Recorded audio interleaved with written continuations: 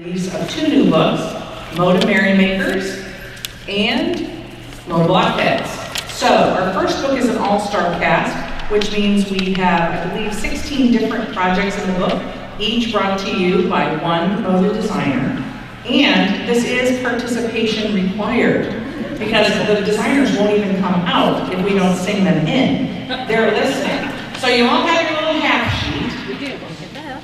You all probably know the tune of We Wish You a Merry Christmas, right? Come on in, have a seat. So, the hard part about this is we wish you a Merry Christmas. We wish you a Merry Christmas. Now, this only works if everyone sings along. We don't care how well you sing. We're not judging on your singing ability, but we will judge if you don't sing at all. To encourage you, our most enthusiastic participants, we're going to be handing out some prizes. So sing along. You're going to be happy that you sing. All right? So we're going to try to sing these ladies into the room.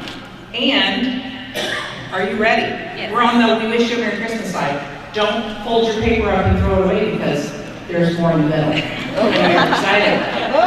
All right, ready? We wish you a Merry Christmas. We wish you a Merry Christmas. We wish you a Merry Christmas and a Happy New Year. The books we bring to you and your shop. We wish you a Merry Christmas and a Happy New Year. Now bring us some little fabrics. Now bring us some little designers. Now show us your good projects. Now bring them out here. We won't go until we see some. We won't go until we see some. We won't go until we see some. So bring them out here.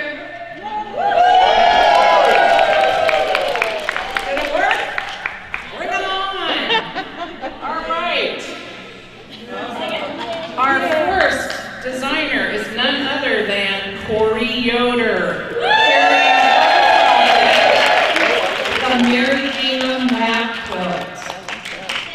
Corey says, did you know that Galen was originally striped and not checked? Oh. I bet you didn't know that. So she's mad about plaid for the holiday season. One of the things in this book you'll find is a little Secrets from Santa sidebar. And we asked our designers, what was your favorite childhood toy? Corey said, I don't own any of my childhood toys, but I do remember a Malibu Barbie.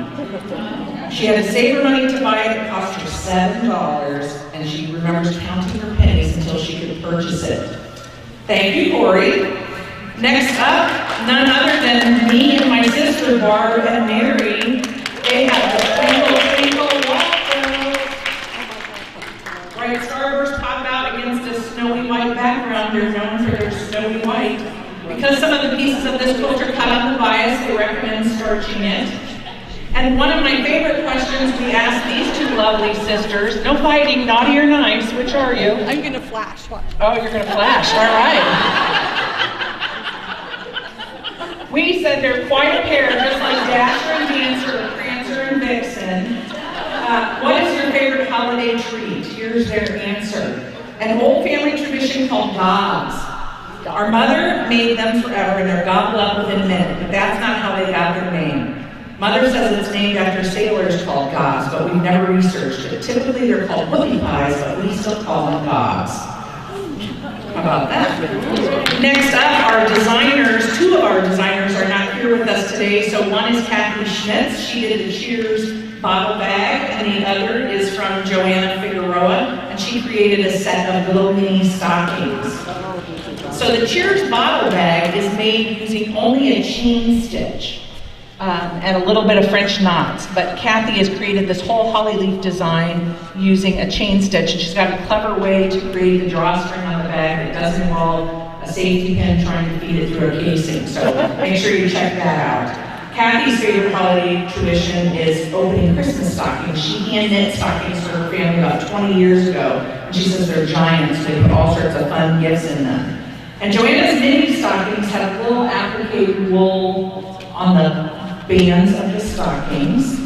She shares that her favorite when she starts decorating and undecorating for Christmas, she decorates the day after Thanksgiving. She de-Christmases the house, is what she calls it, and she takes them down on the first weekend after New Year's. And her favorite decoration is a tiny nativity set that she found at a flea market about 10 years ago. So fun stuff. Next up, another designer who can't be with us here this morning is Sherry McConnell. And she has created this gift wrap black quilt. Packages covered in bright red and green, waking kids with childlike wonder. So that's what she had in mind when she created her pattern for this book. It's a throw-sized quilt. And her favorite toy was doll houses. But she says she doesn't have either one of the two that she saved anymore. One she had saved for her girls, but then a cat decided to have her kittens in it. That's a very good reason to get rid of it. She says she does still have a Fisher-Price Little People castle that all her kids and grandkids have played with. Thank you for standing in for Sherry. All right, we have another stand-in for Brenda Riddle on the ice table runner. So look closely at this lovely runner comes down the aisle. It has very subtle contrast. The gingham check used in this is printed on the diagonal, so you don't have to cut on the diagonal. And it has the cutest pair of skates and a little rickrack embellishment where the bands are. The skates themselves are wool. Brenda says she starts decorating the weekend after Thanksgiving, and usually within a week after Christmas, she starts to take things down so she can start the new year with a nice, fresh, clean house. I think one of the most fascinating things as we were getting this information from designers is how long people leave their decorations up or don't. So you can have fun deciding if you're one of those people or not. Our next designer, Jane Davidson, she has her perpetual holiday wreath. And it is a stitch and fold technique to make the petals on the flower. It uses sequin pins and flower sequins. A great project to make with family members during the holidays. And Jane may or may not be one of those people that decorates and undecorates like you. She says, I start decorating on November 1st. So you're here. I don't know who's doing that at home for you. And as far as undecorating, well, I've been naughty some years and left the tree up for Christmas in July. So I think you win the longevity. Very nice. Next up, we have, oh, you also are holding Joe Morton's things. Yes, I didn't see that, sorry. You have the Christmastide posters by Joe Morton. She made them in festive reproduction holiday colors, and she thinks it's a joyous little reminder of the season to way to use your extra blocks or make these. She gives you a little clipping trick for keeping them nice and flat so your cups will stay, or your coaster will stay flat.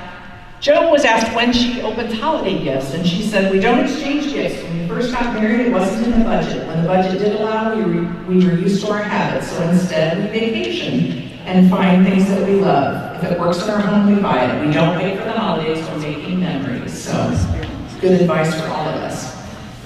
All right, next up, none other than Betsy Chutchian with her Winterlude black quilt. And I think it's important to note in the Merrymakers book, all the projects are not red and green. They're not all intended to be just for the holiday season. Some of them are great gifts that you can make for others, or things that you can leave out all year round, like the Winterlude lap quilt, which is a gorgeous wall hanging. Hold it up high, Betsy, but don't cover your elf hat. I know.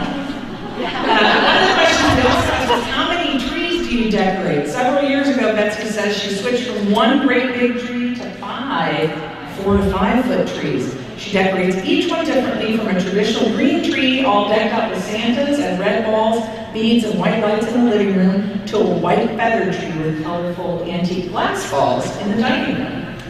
You can ask her about the other 3 trees when you see her in her booth. All right, we have next coming is Lisa Alexander, who did not make these gift card holders, but is standing in because she wanted to wear an elf headband.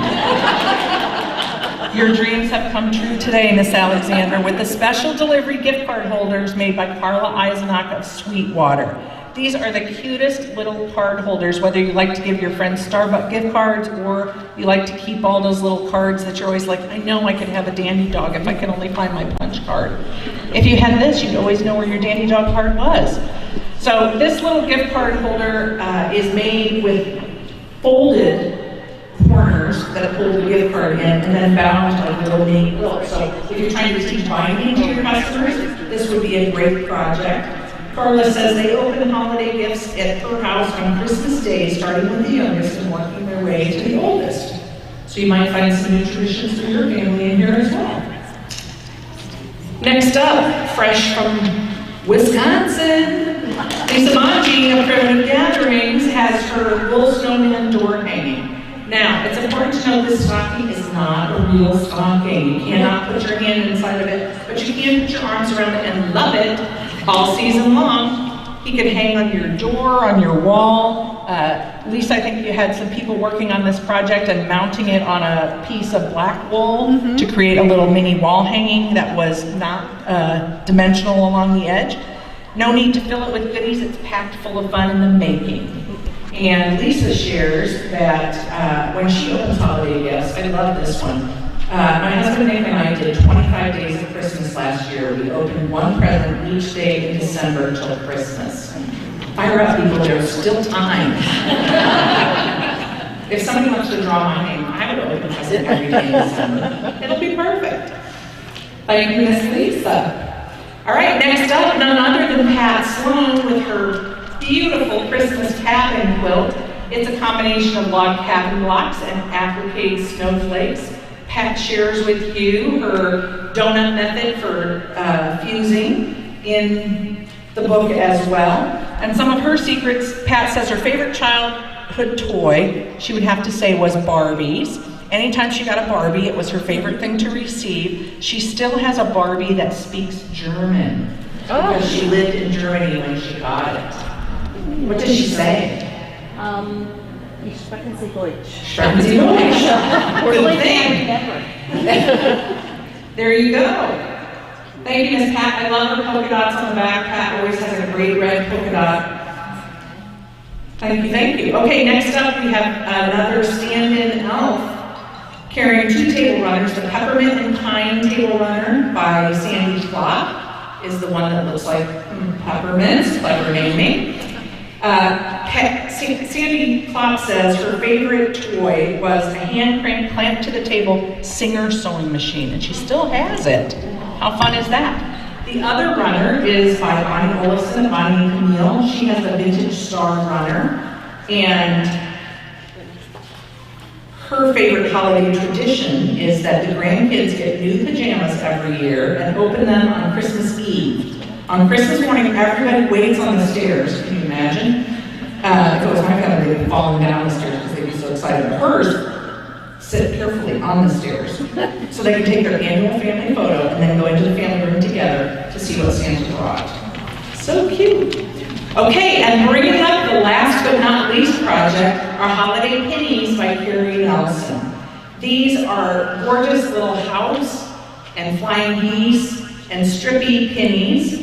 And I told Carrie I was going to tell you that this is sort of the gateway drug to pincushions. If you love pincushions, you need to come back at 310 today in room 371. And Carrie's introducing her new book, Pin Pals, which introduced yesterday, that's filled with pincushion. But this is just to whet your appetite for that for holiday pennies.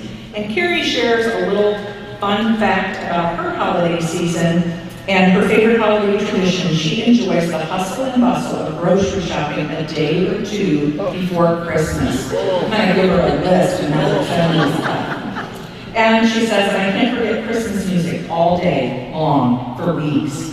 So, fire up. Since you love Christmas music, we'll bring all the merrymakers up here to show you their projects one more time. But in honor of Carrie's love of Christmas music, let's just sing the first 3 lines of the song together, and then we'll transition to Blockheads. Ready? We wish you a Merry Christmas. We wish you a Merry Christmas. We wish you a Merry Christmas. And happy quilting all year. Go this way. We wish you a Merry Christmas. We wish you a Merry Christmas. We wish you a Merry Christmas. And a happy quilting all year. Come on. There's got to be some enthusiastic singers. You all thought I was faking it. Now they're ready to sing one more time. Yeah. We wish you a Merry Christmas.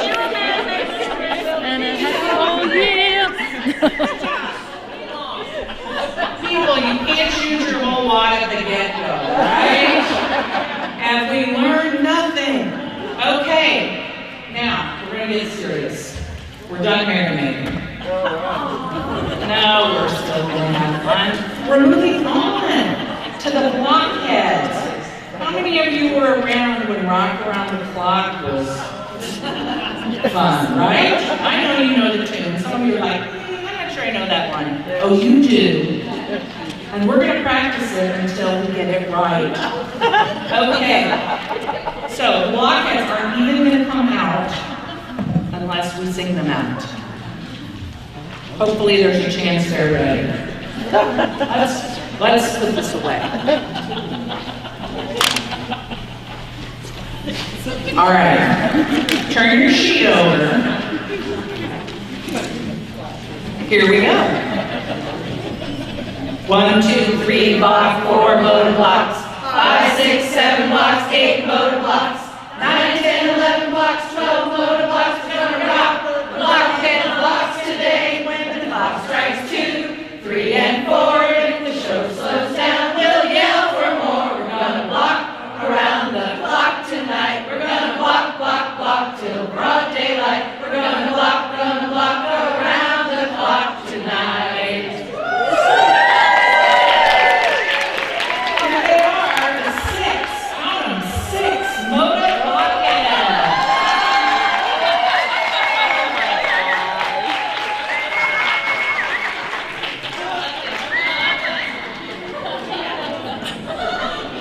Could they be any cuter? The elf hat just wouldn't have done it for this crew. Okay, now blockheads, if you'd all just sort of give us a spin move slowly. Let's do this like a mug shot. Everybody face me. Now, I thought we were supposed to spin. right.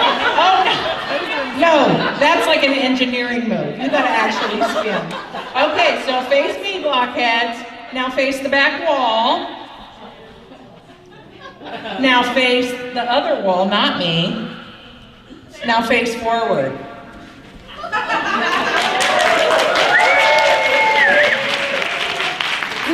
Okay, how do you show off 48 amazing blocks when you've only got 15 minutes? Well, you do it like this. You put some of their blocks on their heads. Now everybody, I think you can lean forward and show them the top of your block. All right, so what we're going to do is we have the finished quilts. The Moda blockheads, for those of you who aren't familiar with the book, began as 6 designers from the dark side. And it was an online challenge that every Wednesday, a different block would be featured on the blog for free. And you could block along with these lovely ladies. And they all made each other's block.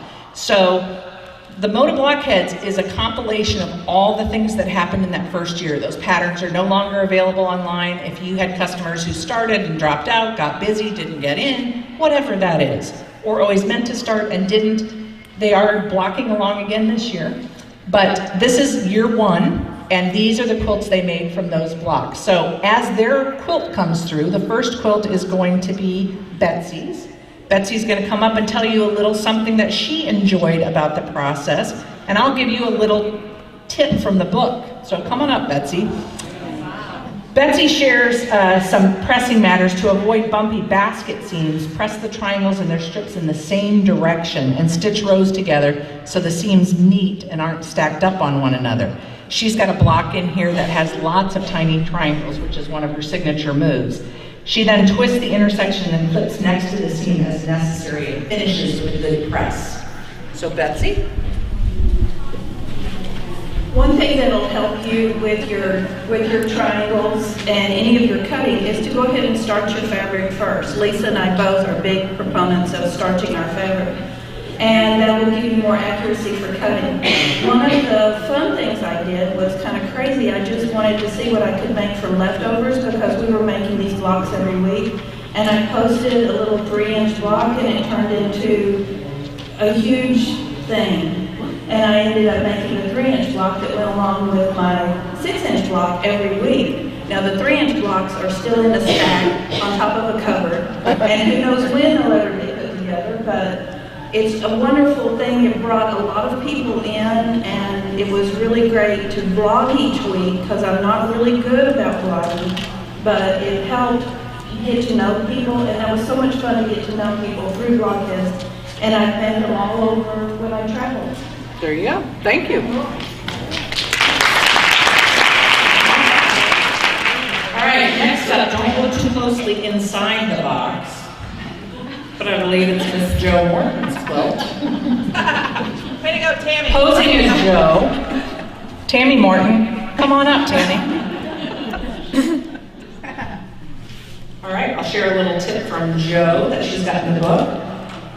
She has some half triangle squares that finish at 1 inch. Because there are more than a few of them, and they're all the same 2 prints, it's a great time to use triangle paper and get those perfectly done. She used Primitive Gatherings triangle paper and Spinning Stars, both in the 1 inch finish size. Is there anything you'd like to tell us, Jo? Jo really enjoyed Blockheads experience. Really enjoyed it, yes. Translated. All right.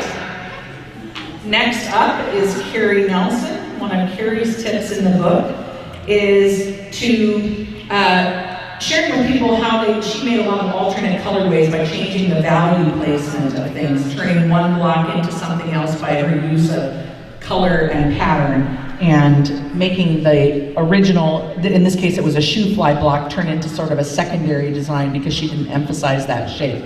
So Miss Carrie, would you like to come up and share with us your blockhead experience?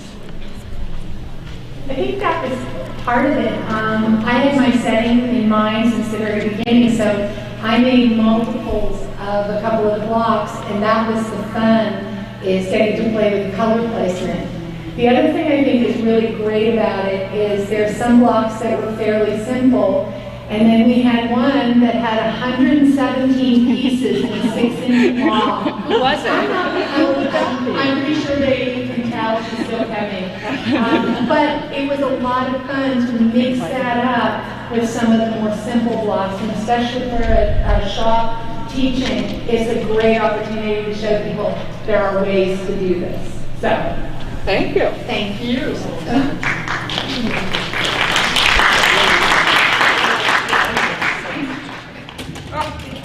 Okay, next up, again, don't look too closely inside the box because it might not be the right designer head poking out. But Jan Paddock was also one of the original Blockheads. And Jan, known for her folk art sort of style applique, shares a tip in the book that she used sew-line marking pencils for applique pieces because they make a nice, sharp stitching line. If you plan to hand quilt your project, cut away the fabric behind the appliques to reduce the bulk, and if you're machine quilting, the bulk shouldn't cause a problem. Jan, what would you like to share? Well, I am not Jan, but I am a big fan of Jan's, and I follow on her blog. She's an avid fan of needle turn applique, which I also enjoy. And so she was the one applique artist in this bunch. But you could do fusible applique, or customers can do whatever kind of applique they want. And so you notice on the quilt here, the instructions for this quilt is in the book, even though the big center block was not part of the 48 original blocks. You can find the instructions for making this quilt in the book, and the patterns we have online for the big appliques. So if you have applique people in your shop, be sure to point them in the direction of this, because they're fun and easy shapes to applique. Thank you. All right, one thing I want to mention in Jo's quilt is coming down the aisle is square. You know, if I make a square quilt out of 48 blocks, Jo's little secret tip was she made one block twice, and you have to look at her quilt carefully to figure out which block she made twice. The answer is in the book. Next up, Lisa Bonjean from Primitive Gatherings. Tiny triangles. I admit those tiny little triangles are so worth the effort. Her secret is starch and Primitive Gatherings 3/4-inch triangle paper. After starching her fabrics and letting them dry, she cuts and sews precisely with the help of paper foundations. It is her signature move, people. Lisa Bonjean. So what I think Blockheads would be great for, as a shop owner myself, would be to do a weekly get-together in your shop and have people come in and sell them some triangle paper, sell them demo rulers, anything that will help them become better piecers. And I think what's really cool about this is that you need to push people to come out of their box, so everything has to be very and simple. Come out of their box. Yeah. Hey. So you could probably think of a million things to do each week, for each week of things to promote in your store while they're coming in to do this. And then also I did, I think, 8 optional piece swaps because I wanted a piece swap, even though I love applique, you all know that. So it's not, I love Jane, so it wasn't that I didn't want to do hers. But if you want those for your shop, I have the PDFs. So if you're going to run a group, you can give those away optional to them, and I'd be glad to supply them for you. Thank you. All right, last but certainly not least, and then we have a lot of prizes to give away, so if you haven't turned your business card in, get it out, and we'll come by and get it, is Lynn Hagmeyer of Kansas Troubles Quilters. And Lynn shares about her quilt. I love a simple turn dash block, but sometimes find the points fighting each other when I sew the blocks together. Solution, have the block triangles float in the background so the background creates its own sashing, allowing each turn dash to shine with perfect points. We've got our shortest people coming along with our largest quilt. We were going to have them sit on each other's shoulders, but the insurance wouldn't allow. This is a stunning quilt. Is it 120 inches square, Lynn? Yeah, I wanted it from within. There you go. I wanted to showcase all 48 blocks, and it was difficult for me, as much as I love Jan's blocks, to work them into the center. I had seen everybody else's settings were more with sashings, and they're just drop dead gorgeous. But I decided to do mine on point, which not only makes your quilt bigger, with not a whole lot more piecing, just a little more fabric. And then I could add the applique blocks in the corners, which they don't look as good on point. As a shop owner, I would encourage you, if you haven't ever tried my layered patchwork method before, there are several of my blocks that have that method.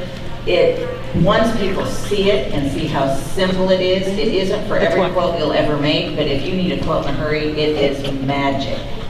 So it's a great way to demo flying geese blocks, the fusible applique, several of the really fast and easy tricks in there. Awesome. All right. Those are our Blockhead quilts, and now we're going to do the speed round on delivering prizes because we have exactly 2 minutes. Moda is in booth 334. Martingale is in booth 135. Come by and meet all these